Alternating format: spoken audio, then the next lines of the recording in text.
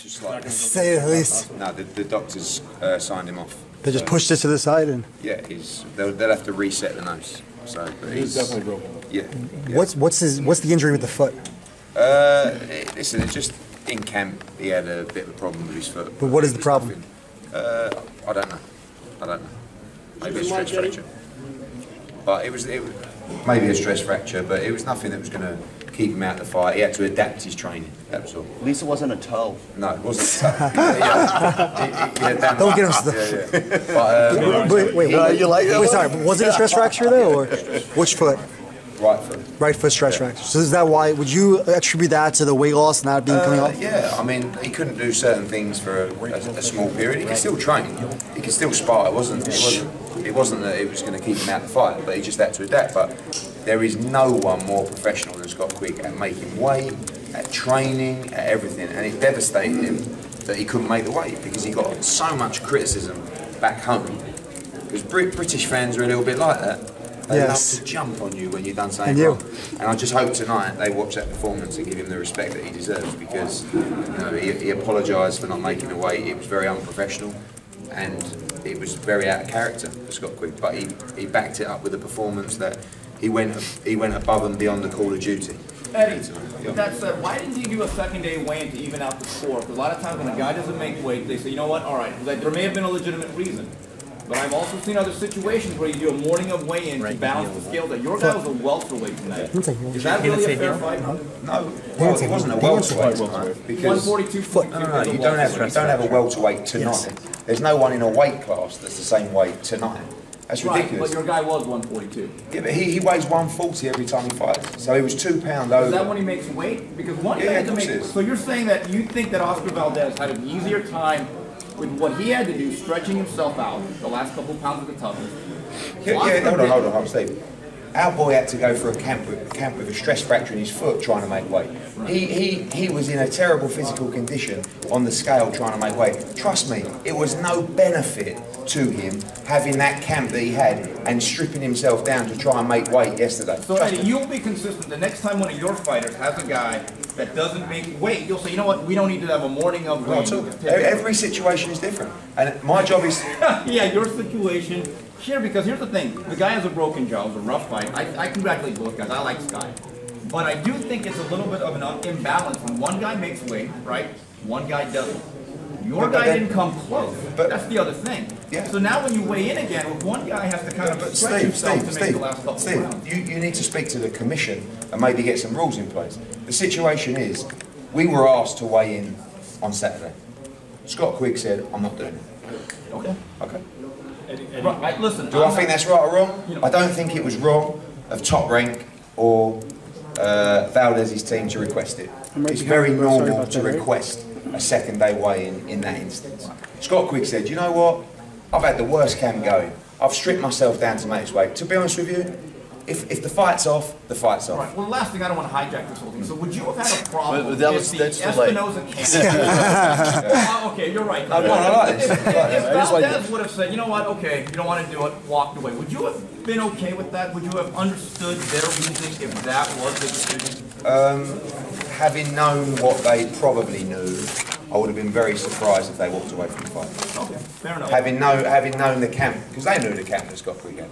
And they knew that he wasn't in the best shape he could possibly be. And they knew that he was struggling at the weight all night and all day yesterday. So it wasn't like, but just believe me on one thing, it wasn't like Scott Quigg woke up and said, oh, you know what, I'm not going to make the weight, I won't try. Because I witnessed him try. And it wasn't pretty. So he's a very stubborn individual. I don't necessarily agree with him refusing a second day weigh-in. And I honestly believe that if he would have not been through what he went through in camp, he would have done the second day weigh-in. But it was a situation where he said, listen, I've had enough. I've done everything I can to be here and to try and make the weight, and I'm not going for it, trying to hold my weight and do it again. Okay. Eddie, when did Scott break his nose? I believe it was like the sixth round, sixth, seventh round, something like that. I mean, he had a great round in the fifth round, where he hurt Valdez badly, and and then he got cut, and it set him back a little bit. But Valdez, I was hoping, praying, and expecting Valdez to weaken down the stretch, but he didn't. And both guys showed unbelievable heart. It was a brilliant fight. Eddie, why do you think Valdez was the superior fighter tonight? Well, so many different reasons. Footwork, footwork, jab, body shots were incredible. I said to Scott Quigg in there just now, how badly hurt you to the body? And he said, once. I said, are you sure? Because that hurt me every time. Sitting there. Brilliant shot selection, great engine. He boxed off the back foot for most of the fight, and again, moved so much in the fight. And to keep going at that rate with a broken jaw. I mean, don't forget, all right, Scott Quigg had a broken nose. Valdez had a broken jaw. And by the way, Scott Quigg broke his jaw against Carl Frampton in the 3rd round, in their fight. So these guys, both guys aren't human. But I think Valdez showed that he's an excellent fighter. And how many times do you see Oscar Valdez in a bad fight? You don't. Were you a little surprised that the one judge had it? I mean, they were all kind of wide, but the 118. 10-2. What was it, 118, 110? Yeah, that seemed a little... I had it 116, 112, something like that. You had it 115, you had it 115, 113. I had it 16, 12. Valdez. Yeah, but you're a controversial judge. I mean, you. Dan, he's a wacky judge. He's a wacky judge. 116, I mean, Scott knows he lost the fight. Yeah, I mean, no, but I just, like, 10-2 seemed a little bit wide. That's yeah, no, I gave Scott 4 rounds, maybe 5 rounds. And so with him being able to withstand those body shots and everything, like Steve was saying, do you think that the weight did help him? Honestly, right, the weight is a load of bullshit. He was 2.5. We would have preferred that he was fit and healthy and made the weight well. Not, you know, and he's a bit heavier than he'd like to be in the ring tonight. It wasn't a plan. I read some rubbish. He was saying, oh, do you think he's coming heavy deliberately? The only reason we took this fight was to try and win a world title. And people say, oh, do you reckon he should come in deliberately? Like, what would be the point of that? You don't want to come in heavy. He's never been heavy. He's a 122 pounder, moving to 126. He's not even a big featherweight. It was a disaster for him to be overweight.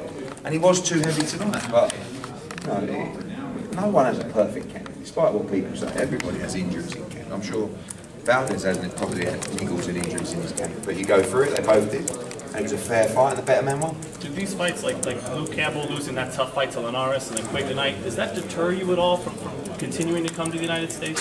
No, I mean, I actually thought the Campbell-Linares fight was a draw. But tonight, the right man won. But nothing deters me. It encourages me, because they're both great fights. The thing is, the good news now is, I mean, we have to put pressure on the fighters and the managers and the advisors to get them to take fights like tonight. Because when Carl Moretti phoned me about Scott Quigg, I couldn't believe they asked. Like, you didn't have to fight Scott Quigg, and I asked for a lot of money, and they gave it to him. So they could have got someone a lot easier and a lot cheaper. But they're trying to put on great fights, and they got it right tonight, and it's a big win for boxing, and a big win for Top Rank in ESPN. Same thing that we've got to try and do, but it's not just, we need the help of the promoters, the managers and the advisors and the fighters to make sure that the fighters are willing to step out and understand that losing is never the end of the world. If Scott Quigg would have boxed tonight against someone no one's ever heard of and he won a unanimous decision, his stock would have just flatlined. He lost to Oscar Valdez and his stock rose. American television would probably like Scott Quigg back in a fight. Britain said, wow, Scott Quigg's great to watch, so he'll come again. You mustn't be afraid of losing, but if you're good enough, you won't lose. But we have to keep pushing the boundaries and make sure that these fighters are in tough fights, because the only one that gets punished if they're not is the promoters, because we get moaned at. Eddie, where do you want to see Quigg, Scott, go from here after what happened? Hospital. Oh, in terms of the future, do you want him to stay at 126? Or? Yeah, he's fine at 126. I mean, I know obviously he missed the weight, but he should move up to super featherweight. He was a super bantamweight world champion who moved to featherweight, and that's where he should stay. It's a very difficult division with a lot of elite fighters. Scott Quigg's a world-class fighter, but he boxed an elite-level fighter tonight. It was too good for him. So can he win a world title? Yes. Who against is another story. You know, I believe he can beat the likes of Lee Selby and Josh Warrington, who are fighting for the IBF world title. You know, yeah, the WBC title's vacant. Bantamweight. I'm losing my marbles here. Featherweight, you've got a great world champion at the WBC. But you know, I think that Scott Quigg can be a world champion, but in a division where there's such outstanding fighters, sometimes you can't beat him. And he wasn't good enough to beat Oscar Valdez tonight. Could have boxed a slightly cuter fight.